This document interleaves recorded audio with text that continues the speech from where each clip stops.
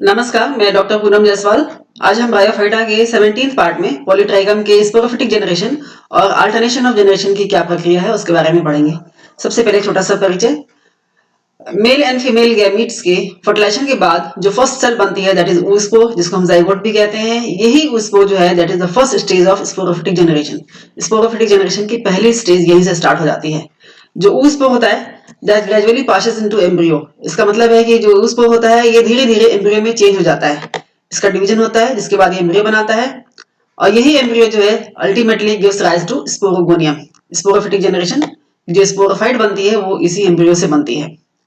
Due to rapid growth of sporogonium, sporogonium में बहुत तेजी से वृद्धि होती है जिसकी वजह से जो आर्किगोनियम की नेक थी, लंबी नेक होती है, आपको 16वें भाग में बताया गया था, दैट बिकम्स टर्न ऑफ, वो ड्राई हो जाती है और सूख जाती है और that is carried in the form of a cap. और एक कैप के फॉर्म में ये जो डेवलपिंग स्पोरोगोनियम होती है, स्पोरोफाइट होती है, उसके ऊपर लगी हुई होती है। और ये जो है this cap forms a very large hood shaped calyptra, और ये हुड शेप्ड कैलिप्ट्रा बनाती है। और इस कैलिप्ट्रा के ऊपर very dense growth of hairs, hairs बहुत घने लगे हुए होते हैं। ये इसकी संरचना है, आगे हम इसको विस्तार से पढ़ेंगे। जो फर्टिलाइज्ड ओवम होता है उसके ऊपर एक सेल वॉल बन जाती है जिसकी वजह से ये हार्ड हो जाता है, आकार में बड़ा दिखाई देता है और इसको हम oospore कहते हैं। The over of several archegonia, बहुत सारे आर्किगोनिया प्रेजेंट होते हैं। आपको मालूम है आर्किगोनियल हेड में बहुत सारे आर्किगोनिया प्रेजेंट होती हैं। वो उसमें से कई सारे फर्टिलाइज हो सकते हैं क्योंकि वो क्लस्टर के फॉर्म में है। कई सारे आर्किगोनियम की जो एग होती है वो अलग अलग फर्टिलाइज हो सकती है, उस स्टेज तक आती है। लेकिन आगे की जो डेवलपमेंट है उसमें होता है एक आर्किगोनियल हेड में से सिर्फ एक ही स्पोरोफाइट या एक ही स्पोरोगोनियम डेवलप होती है और जो रेस्ट होती हैं, बाकी जो होती हैं वो ड्राई हो जाती हैं और सिर्फ एक आर्किगोनियम या एक oospore कहिए आप सही, तो ये स्पोरोफिटिक जो जनरेशन है वहां डेवलप होती है। With fertilization and formation of sporophytic या फिर डिप्लॉयड जनरेशन स्टार्ट हो जाती है। अब स्ट्रक्चर ऑफ मैच्योर स्पोरोगोनियम, जिसको हम स्पोरोफाइट भी कहते हैं, कैप्सूल भी कहते हैं, वो कैसे दिखती है। स्पोरोगोनियम के 3 भाग होते हैं। It consist of 3 parts. सबसे बड़ा जो होता है that is sac like upper part, सबसे ऊपर का हिस्सा जिसको हम कैप्सूल जानते हैं। एक बीच में स्लेंडर नेक प्रेजेंट होती है जिसको सीटा कहते हैं। सबसे नीचे की तरफ स्मॉल फुट प्रेजेंट होती है और ये फुट वो पार्ट है जिसके द्वारा जो स्पोरोफाइट होती है वो गैमेटोफाइट से लगी हुई होती है, उस पर अटैच्ड होती है। तो अब इसको एक एक करके हम अलग अलग देखते हैं। सबसे पहले फुट। फुट क्या होती है? Foot is buried deep in the tissue of gametophyte. जो गैमेटोफाइट प्लांट है उसके टिश्यू में ये लगी हुई होती है, दैट इज अटैचमेंट। और ये अटैचमेंट क्या होती है? स्टॉक ऑफ द आर्किगोनियम, क्योंकि आर्किगोनियम का जो स्टॉक था, आर्किगोनियम में ही ये स्पोरोफाइट डेवलप हो रहा है, तो उसका जो स्टॉक था वही इस तरह एक तरह से फूड बनाता है। इसका कार्य क्या है? It is absorptive in function. ये फूड एब्जॉर्ब करने का काम करता है गैमेटोफाइट से। और इसके जो सेल्स होते हैं थिन वॉल्ड नैरो सेल्स होते हैं, संकरे होते हैं सेल्स, जिसके साइटोप्लाज्म होती है बहुत ही डेंस होती है। अब आगे देखते हैं सीटा का क्या स्ट्रक्चर होता है। जो सीटा होता है that is several inches long, काफी इंच लंबा होता है। It carries the capsule high into the air. ये लंबा होने की वजह से जो कैप्सूल होता है वो एक तरह से आर्किगोनियल हेड जहां पर वो स्पोर बना था वहां से काफी लंबा ऊपर निकल आता है। इसका कार्य क्या है? It also conducts water and food. Water and food का कंडक्शन करता है। इसकी सेलुलर ऑर्गेनाइजेशन कैसी होती है? इट कंसिस्ट ऑफ एपिडर्मिस होती है, इसमें कॉर्टेक्स होता है एंड सेंट्रल कंडक्टिंग स्टैंड होती है जिसकी वजह से ये भोजन को ऊपर के डेवलपिंग कैप्सूल तक पहुंचाता है, गैमेटोफाइट से एब्जॉर्ब करके ऊपर तक पहुंचाता है। द सेल्स ऑफ द सीटा लार्ज। सेल्स, जो सीटा के सेल्स होते हैं बड़े होते हैं आकार में, एंड लेकिन इसमें साइटोप्लाज्मिक कंटेंट होता है वो कम होता है, वेरी पुअर होता है। जो सबसे मुख्य भाग है, सबसे ऊपर का हिस्सा होता है दैट इज कैप्सूल। कैप्सूल को भी हम 3 भागों में विभाजित कर सकते हैं। वो कौन कौन से हैं? Apophysis, then theca, then ओपर्कुलम। ये 3 हिस्से होते हैं। एपोफाइसिस क्या होती है? एपोफाइसिस द लोअर पार्ट, सबसे नीचे का हिस्सा होता है और ये वो हिस्सा है जो कि सीटा से कनेक्टेड होता है। सीटा पूरे जो स्पोरोफाइट था, स्पोरोगोनियम था, उसका बीच का हिस्सा था, उससे कनेक्टेड होता है। और it is in the form of a swollen ring like protuberance. Protuberance means होता है उभार, एक जैसे लगता है। आप यहाँ चित्र में देख सकते हैं, this is apophysis this is apophysis. और ये जो है ये उभरा हुआ हिस्सा, इसको कहते हैं एपोफाइसिस। और ये उभरा हुआ होता है, बाकी नीचे का हिस्सा है ये सीटा, सीटा से लगा हुआ होता है, लेकिन सीटा से चौड़ा होता है क्योंकि ये फूल जाता है, ring like structure.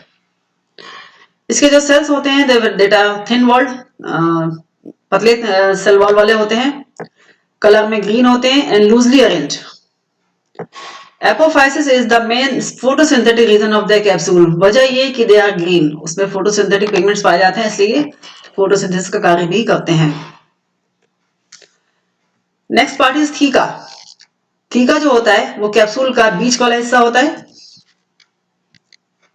That is the middle part of the capsule. It is four lobed. अगर हम ऊपर से देखें तो ये चार इसके फूले हुए भाग दिखाई देते हैं, जिसको हम लोब्स कहते हैं। Wall is several layered, wall काफी लेयर्ड होती है, लेकिन सबसे बाहर की जो लेयर होती है उसको एपिडर्मिस के नाम से जानते हैं। इसमें एक बहुत ही खास संरचना पाई जाती है, that is tubercular air space पाई जाती है। और ये होती है जो वॉल लेयर्स प्रेजेंट होती हैं, इसकी दो वॉल लेयर्स मोटी मोटी प्रेजेंट हैं, उसके बीच में ही पाई जाती हैं। विशेषता ये होती है कि इनकी जो स्पेस होती है, this space have filaments of thin walled elongated cells. इसमें very thin walled elongated cells होते हैं और ये फिलामेंट के फॉर्म में प्रेजेंट होते हैं, क्लोरोप्लास्ट में प्रेजेंट होता है और एक तरह से ये जाली नुमा बनाते हैं संरचना। आप यहां देख सकते हैं, that is tubercular air spaces. ये बाहर की स्पोर वॉल दिखाई देगी, this is outer wall and this is inner wall. ये एक बाहर की वॉल दिखाई देगी and this is inner wall. और यहां पर देख सकते हैं आप इसको, इस जगह पर दिस इज एक जाली नुमा संरचना दिखाई दे रही है, अंदर की तरफ भी एंड बाहर की तरफ भी। This is tubercular air spaces, ये संरचना। और इन दोनों एयर स्पेस के बीच में जो संरचना है उसको मैं अभी आगे बताती हूँ आपको। ये जो स्पोर सैक है उसकी जो आउटर वॉल है वो आउटर ट्यूबरकुलर स्पेस के अंदर की तरफ प्रेजेंट होती है, उसके बाद स्पोर सैक वापस प्रेजेंट होता है, यानी कि दो ट्यूबरकुलर एयर स्पेसेस प्रेजेंट है, उसके बीच में स्पोर सैक प्रेजेंट होगा। बाहर की तरफ आउटर स्पोर सैक वॉल, उसके बाद spore sac proper, then inner spore sac wall. तो इस तरह से स्पोर सैक जो होती है वो आउटर स्पोर सैक वॉल और इनर सैक वॉल के बीच में प्रेजेंट होती है, यही यहां पर चित्र में दिखाया गया है। The centre is occupied by the solid columella. Centre में सॉलिड कॉल्यूमेला प्रेजेंट होती है, ये यहां आप देख सकते हैं, this is columella, this is columella, sterile cells होती हैं। दिस इज कैप्सूल वॉल, ये कैप्सूल वॉल है जो यहां मार्क की हुई है, this is capsule wall. This is central columella,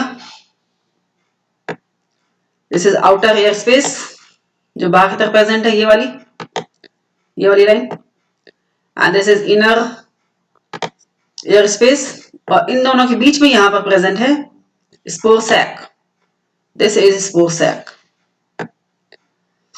and this is apophysis and this is seta. This is operculum, ऊपर की तरफ लेबल है ओपर्कुलम, दिस इज ओपर्कुलम। और इसकी संरचना विस्तार से आगे देखते हैं। Third part is operculum. ये क्या होता है? It is the uppermost part of the capsule, सबसे ऊपर का हिस्सा होता है और ये ढका हुआ होता है हेयरी कैलिप्ट्रा से, covered by hairy calyptra. It is conical, आकार में ये कोनिकल होता है और आगे प्रोजेक्ट होकर एक बीक लाइक रोस्ट्रम बनाता है, prolong into beak like rostrum. Beak means चोंच की तरह एक रोस्ट्रम बनाता है, इसको रोस्ट्रम कहते हैं। A constriction is present between operculum and theca. Operculum और थीका के बीच में एक कॉन्स्ट्रिक्शन मतलब गड्ढा प्रेजेंट होता है। रिम और diaphragm is present at the base of this constriction. ये जो कॉन्स्ट्रिक्शन है, जो दबा हुआ हिस्सा है, उसके नीचे की तरफ एक रिम या फिर डायफ्राम जिसको कहते हैं वो प्रेजेंट होता है। This is operculum. अगर हम इसको काट के देखते हैं, दिस इज ओपर्कुलम, एलएस काट के देखने के बाद, and this part is rim. और यहां पर जो दूसरी रचनाएं हैं उसके बारे में मैं अभी आगे बताती हूँ आपको। The columella of the theca expands into a fan shaped epiphragm. जो कॉल्यूमेला नीचे की तरफ से आ रही थी, यहां से ये लगी हुई, दिस इज कॉल्यूमेला, ये ऊपर की तरफ फैलकर यहां पर ये एपिफ्रैम बनाती है पेरिस्टम जो होता है, peristome is present just beneath the operculum in the form of thick rim. जो पेरिस्टम होता है ये दांत लाइक जैसी संरचना होती है और इसका जो घेरा है रिम का उसके चारों तरफ ये सर्कल में प्रेजेंट होती है। ये जो एपिफ्राम था यहाँ पर आप चित्र में देखिए, दिस इज एपिफ्राम। इसको हम अगर ओपर्कुलम को हटा देते हैं तो नीचे की तरफ से ऐसा दिखाई देगा। ये बीच का हिस्सा एपिफ्राम दिखाई देगा, दिस इज एपिफ्राम। ये है साइड्स में रिम, दिस इज रिम, जिसको डायफ्राम भी कहते हैं। और इसी के नीचे की तरफ यहाँ पर प्रेजेंट होगी, अगर ये तो हुआ एलएस डायग्राम डी। अगर हम ओपर्कुलम को सीधे ऊपर उठा दें और नीचे की तरफ से देखें तो ये संरचनाएं हमें दिखाई देती हैं। यहाँ पर इसी रिम के चारों तरफ ये पेरिस्टोम दिखाई देंगे। पेरिस्टोम दांत की जैसी संरचना होती है। अगर हम इसका ट्रांसफर सेक्शन काट के देखते हैं तो हमें ये संरचना दिखाई देती है। अगर हम इसको यहां से काटे हैं तो दिस इज डायग्राम ई। अब जो पेरिस्टम होता है इट कंसिस्ट ऑफ 32 से 64 टीथ से बना हुआ होता है। और ये टीथ जो होते हैं एक सर्कल में अरेंज होते हैं। और कहां पर? Around the mouth of the spore cavity of the capsule. जो कैप्सूल में स्पोर कैविटी होती है उसके माउथ पे एक सर्कल के फॉर्म में प्रेजेंट होते हैं 32 या 64 टीथ, और यही बनाते हैं पेरिस्टोम। दिस इज पेरिस्टोम या टीथ। ये देखिए सर्कल में प्रेजेंट है। एपिफ्राम, दिस इज एपिफ्राम, और इसके चारों तरफ बॉर्डर पे रिम पर ये दांत के जैसी संरचनाएं प्रेजेंट होती हैं। ये एक्चुअली होती क्या है? पेरिस्टोम की जो होता है arise from the rim of diaphragm. Diaphragm या फिर रिम से निकलती हुई दिखाई देती हैं।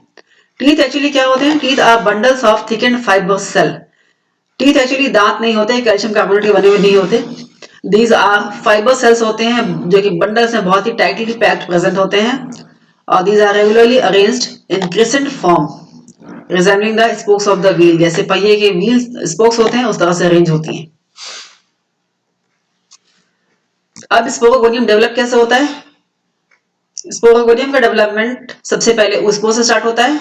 ऊस्पोर डिवाइड ट्रांसवर्सली। ऊस्पोर में डिवीजन पहला जो ट्रांसवर्स होता है जिसकी वजह से एक अपर एपिबेसल सेल बनता है और नीचे की तरफ एक लोअर हाइपोबेसल सेल बनता है। The hypobasal region forms foot and lower part of the seta. जो हाइपोबेसल सेल है वो फूट बनाएगा, सबसे नीचे का हिस्सा जो कैविटोफाइट से अटैच्ड होता है, और सीटा का नीचे का हिस्सा बनाएगा। सीटा कैप्सूल और फूट के बीच का हिस्सा होता है। द एपिबेसल रीजन जो होता है upper cell that form the upper portion of सीटा and capsule। तो आधा हिस्सा तो बनाते हैं सीटा का एपिबेसल सेल और आधा हिस्सा हाइपोबेसल सेल। और हाइपोबेसल सेल पूरा फूड बनाता है और एपिबेसल सेल पूरा कैप्सूल बनाता है। जो एपिबेसल सेल्स होता है that is upper cell divides to form young embryo. यही यंग एम्ब्रियो बनाता है। यंग एम्ब्रियो की संरचना कैसी होती है? It is cylindrical and completely surrounded by calyptra. Cylindrical होती है और कैलिप्ट्रा से घिरी हुई होती है। दिस इज ऊस्पोर, जिसको जाइगोट कहते हैं। इसके ऊपर सेल वॉल डिपोजिशन के बाद ये ऊस्पोर कहा जाता है, इट इज जाइगोट। इसमें दो cell, upper cell is epibasal, lower cell is hypobasal. ये टू सेल डायड एम्ब्रियो। इसमें जो ऊपर का सेल है एपिबेसल सेल, ये लोअर पार्ट ऑफ फूट और कैप्सूल बनाएगा, और this is hypobasal lower cell, ये अपर पार्ट ऑफ सीटा और फूड बनाएगा। एंड दिस इज मल्टीसेलुलर, ये सिलिंड्रिकल फॉर्म में प्रेजेंट होता है और ये covered by calyptra. Cells of the embryo divide to form amphithecium and endothecium. जो एम्ब्रियो की सेल्स होती है वो डिवाइड होती हैं और एंडोथीसियम और एम्फिथीसियम बनाती हैं। जो एंडोथीसियम के सेल्स होते हैं that form central conducting strands of apophysis और कॉल्यूमेला एंड स्पोर सैक। तो तीन हिस्सा जो है वो ये बनाता है endothecium, conducting strand of apophysis, columella और स्पोर सैक। इसके अलावा ये also forms the membranous tissue of the operculum. Operculum का जो मेम्ब्रेनस टिश्यू है वो भी बनाता है। दो outer most layer of endothecium जो है वो आगे जाकर आर्किस्पोरियम या स्पोर मदर सेल बनाता है। These are spore mother cells divide meiotically to form haploid spores. Spore mother cell या आर्किस्पोरियम सेल में मियोसिस होती है और उसके बाद से हैप्लॉइड स्पोर्स बन जाते हैं। All the sporogenous cells are fertile. जितने भी स्पोरोजिनस सेल्स होते हैं वो फर्टाइल होते हैं and they form spores after reduction division. अब एम्फिथीसियम के सेल्स क्या बनाते हैं? The amphithysium divide to form 7 rings of cells। 7 ring के सेल्स बनाते हैं And these cells give rise to spongy tissue and epidermis of apophysis. Apophysis के spongy tissue और epidermis बनाते हैं. उसके अलावा ये outer wall of the theca भी बनाते हैं. अब स्पोर में डिस्पर्सल कैसे होता है? जो सेल्स ऑफ द एपीफ्राइम होती है that dry up, dry condition में सूख जाती हैं, उसकी वजह से जो ओपर्कुलम होता है वो अलग हो जाता है, सेपरेट हो जाता है. कैलेप्ट्रा जो थी हेयरी वो फॉल हो जाती है, गिर जाती है. पेरिस्टोम जो होता है वो भी ड्राई होने की वजह से इसमें एक पोर बन जाता है. जो central tissue of the theca region, जो थीका के बीच का हिस्सा जो कैप्सूल का था दैट इज थीका, वो उसके भी बाकी टिश्यू ड्राई हो जाते हैं, सिर्फ स्पोर्स जो है वो रह जाते हैं. और इसकी वजह से एक तरह से खाली कैविटी से बन जाती है, इसमें स्पोर्स भरे हुए दिखाई देते हैं. The spore lies free in the centre of the capsule eight maturity. जब कैप्सूल मेच्योर हो जाता है तो उसके अंदर खाली स्पोर्स दिखाई देते हैं. जो ओपर्कुलम होती है वो डिटैच हो जाती है, अलग हो जाती है, और इस तरह से एक लिड की तरह वो अलग हो जाती है बिल्कुल, और जिसकी वजह से स्पोर्स जो होते हैं वो फ्री हो जाते हैं और वो स्पोर्स से होते हुए बाहर निकल आते हैं. And dispersal by the wind, wind dispersal होता है इनमें. अब structure and germination of spores. Structure क्या होती है? रिडक्शन डिवीजन के बाद स्पोर्स बन जाते हैं एंड गैमेटोफिटिक जनरेशन स्टार्ट हो जाती है. स्पोर्स येलो कलर के होते हैं. Each spore is uninucleate, single nucleate होता है एंड 2 वॉलियर्स प्रेजेंट होते हैं. आउटर लेयर जो होता है दैट इज एक्सोस्पोरियम, जिसको एक्साइन भी कहते हैं, और इनर लेयर इज एंडोस्पोरियम, जिसको इंटाइन भी कहते हैं. स्पोर जो होते हैं फेवरेबल कंडीशन आने पे जर्मिनेट होते हैं. और कैसे होते हैं? जो एक्सोस्पोरियम होता है दैट रप्चर्स, ब्रेक हो जाता है वो, और जो एंडोस्पोरियम होती है वो बाहर आ जाती है, और यही जो होती है वो इलोंगेट होकर एक प्रोटोनिमा बनाती है. अब न्यू गैमेटोफाइट कैसे बनता है? When spores mature, spores mature होने के साथ ही आपने पहले भी देखा ओपर्कुलम अलग हो जाती है, पेरिस्टोम ड्राई हो जाता है, और जो स्पोर्स होते हैं वो विंड डिस्पर्सल से बाहर आ जाते हैं एंड ये कुछ समय के लिए रेस्ट करते हैं. उसके बाद ये जर्मिनेशन स्टार्ट हो जाती है जब फेवरेबल कंडीशन आती है उस समय, and they directly form the protonema, और ये इलोंगेट होकर प्रोटोनिमा बनाते हैं. इस प्रोटोनिमा पर लेटरल बड्स निकलते हैं, लेटरल बड्स अराइज होते हैं and each produce a new moss plant. और ये जितने भी ब्रांचेस निकलते हैं लेटरल बड्स के वो सभी एक नया प्लांट बनाते हैं. This is the life cycle of polytrichum. यहां पर आप देख सकते हैं this is gametophytic plant 1N. Gametophytic plant पे अलग अलग होते हैं archegonium and antheridium. Archegonial head में आर्किगोनिया, एंथ्रेडियल हेड में एंथ्रेडिया. यहाँ पर प्रेजेंट होगी egg, haploid, and this is sperm biflagellated. Fertilization के बाद this is 2N diploid zygote.